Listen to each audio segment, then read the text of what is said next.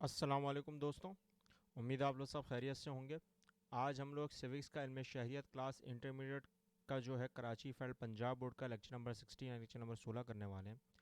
और जो आज का टॉपिक यानी कि उन्वान होगा वो राउंड टेबल कॉन्फ्रेंस है, यानी कि 1930 और 1932 में जो गोल मेज कॉन्फ्रेंस हुई थी, जो सबसे बड़ा एक इवेंट हुआ था कुतबा अहलाबाद, जो इससे पहले हमने डिस्कस भी किया है। तो उसके बाद जब कांग्रेस और मुस्लिम लीग के दरमियान जब थोड़े बहुत डिस्प्यूट्स पैदा हुए, तो बरतानिया ने एक गोल मेज कॉन्फ्रेंस का इनकाद किया था। और इनकाद करने का मतलब ये होता है कि वहाँ पर बैठ के जितने भी मसले हैं जो दोनों फ़रैकीन के दरमियान जो उजागर हो रहे हैं, उनको किसी तरह ख़त्म किया जाए। लेकिन इस टॉपिक को करने से पहले, क्योंकि अगर आपने ये टॉपिक नहीं देखा है, अल्लामा इकबाल इलाहाबाद एड्रेस यानी खुतबा इलाहाबाद 1930 में जो हुआ है, तो इसको अगर आप ज़रूर देखें और इसको देखने के बाद अगर आपको कोई चीज़ समझना है तो मेरे साथ ज़रूर शेयर करें।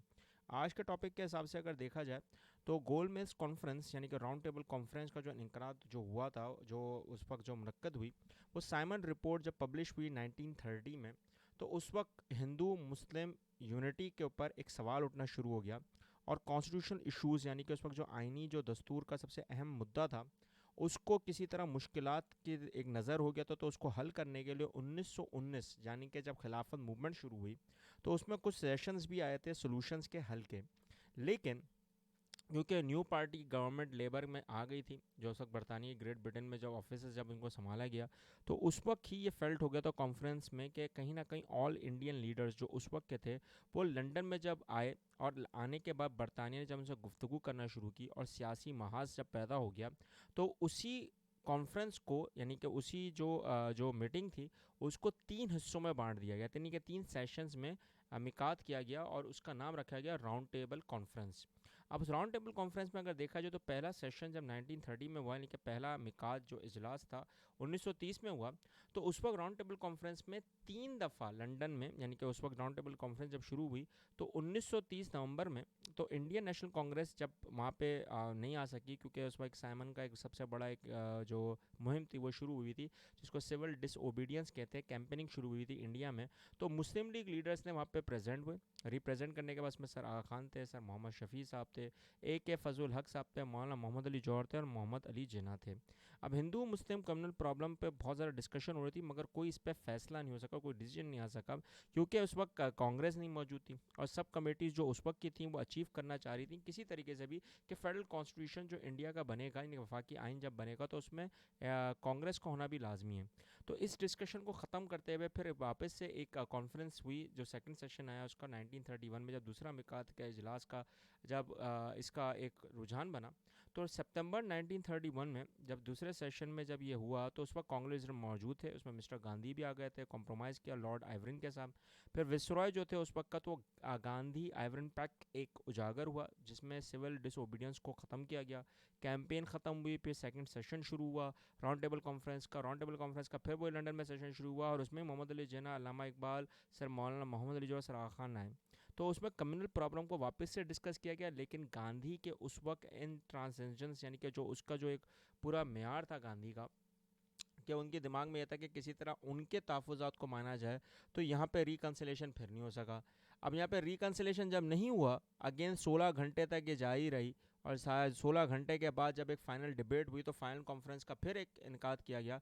तो उसमें तीसरा जो मिकात था, इजलास था, उसमें फाइनल सेशन जब 1932 में हुआ, तो एब्सेंस ऑफ एनी सेटलमेंट यानी कि कोई भी तहफ़्फ़ुज़ जो देना था उस वक्त वो ख़त्म किया गया। कम्युनल क्वेश्चंस भी ख़त्म कर दिए गए। कम्युनल क्वेश्चंस की जो बिना पर हिंदू मुस्लिम लीडर्स आ रहे थे, तो ब्रिटिश प्राइम मिनिस्टर उसके रमसे थे मैकडोनल्ड, उन्होंने बताओ कम्युनल अवार्ड इंट्रोड्यूस करवा दिया अगस्त 1932 में।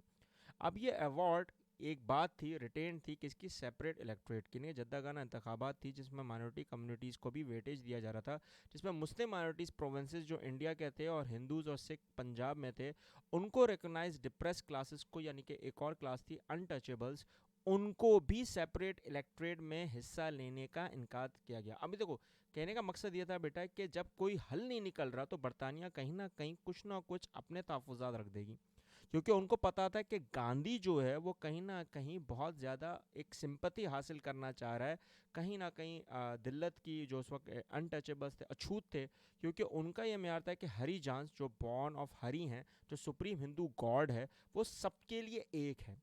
अब जब सबके लिए एक है तो फिर ये कम्युनिटी लेवल क्यों है, और एक कम्युनिटी लेवल इंडिया में क्यों कायम है, और जब कायम है तो वो कॉन्स्टिट्यूशनल रिफॉर्म्स जो इंडिया में बनने हैं बरतानिया के थ्रू, तो उन्होंने वाइट पेपर इंट्रोड्यूस करवाया 1934 में। एक कॉन्स्टिट्यूशन पेपर था जो आगे चल के गवर्नमेंट एक्ट ऑफ इंडिया 1935 में भी इसको रखा गया।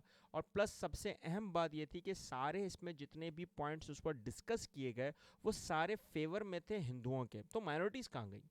तो माइनॉरिटीज़ में तो सिख भी हैं, अनटचेबल्स भी हैं, मुस्लिम्स भी हैं, सब हैं।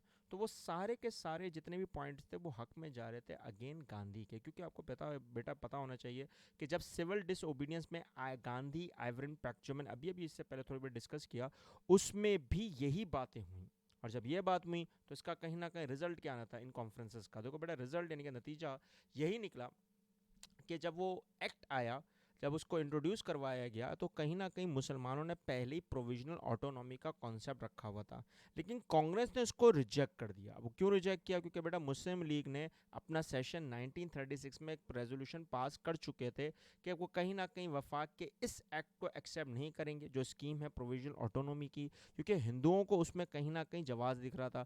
तो वही जवाब फिर कांग्रेस ने बनाया है कि हम लोग मुस्लिम लीग को वो सारी प्रोविजनल ऑटोनॉमी नहीं देंगे जो उनके इलाके, यानी कि जो खुद मुख्तारियत थी, सूबों की खुद मुख्तारी, वो इतनी आराम से नहीं देंगे जब तक कि आप इलेक्शंस नहीं करवा लेते क्या प्रोविंसेस में। जब प्रोविंसेस में इलेक्शन होंगे 1937 के एक्ट के हिसाब से, तो कांग्रेस ने उसमें पार्टिसिपेट किया, और आपको उसके आगे का अंदाज़ा है कि वो फिर एक वाइट पेपर के थ्रू बहुत बड़ा एक रुझान बना। और रुझान बनने के बाद कांग्रेस को मिनिस्ट्रीज़ दे दी गई थी, और वो मिनिस्ट्रीज़ के बाद उनके क्या क्या मसाइल खड़े हुए मुसलमानों के लिए, माइनॉरिटीज़ के लिए, तो वो हम लोग इंशाल्लाह नेक्स्ट लेक्चर में हम लोग ज़रूर डिस्कस करेंगे। क्योंकि बेटा देखो, सेपरेट इलेक्ट्रेट का तो बात आपने कर दी प्रोविंसेस में कर दी, लेकिन बरतानिया का जो पूरा का पूरा जो फोकस है, ध्यान है, वो किस पर है? कांग्रेस के ऊपर। क्योंकि उनके जो पहले सिविल डिसओबीडियंस के ऊपर पैक्ट बन चुके हैं, बहुत सारे पैक्ट पहले बन चुके थे, तो उनको उस पर ज़्यादा फोकस था। और जब उन पर ज़्यादा फोकस था तो जाहिर सी बात है बरतानिया पूरा जो पूरे का पूरा जो बोलते हैं ना मर्जिंग होगी, जो बुनियादें रख देगी, वो किसके साथ रखेगी? कांग्रेस के साथ। तो हम लोग ज़रूर ये चेक करेंगे नेक्स्ट क्लास में कि हमने जब उन्होंने जब जाहिर सी बात है ये जब मर्ज कर लिया, तो फिर मिनिस्ट्रीज जब आई तो उन्होंने माइनॉरिटीज़ के साथ क्या सलूक किया। ठीक है बेटा, तो अगर आज के लेक्चर में अगर कोई चीज़ समझ नहीं आए तो मेरे साथ ज़रूर शेयर करें, और आपको अगर कोई चीज़ का पता हो, इससे ज़्यादा इल्म हो, तो मेरे साथ ज़रूर शेयर करें, कमेंट करें। इस चैनल को ज़रूर सब्सक्राइब करके उन बच्चों उन लोगों तक पहुँचाएँ जो ला इल्म है। मिलते हैं नेक्स्ट लेक्चर में। अल्लाह हाफिज़।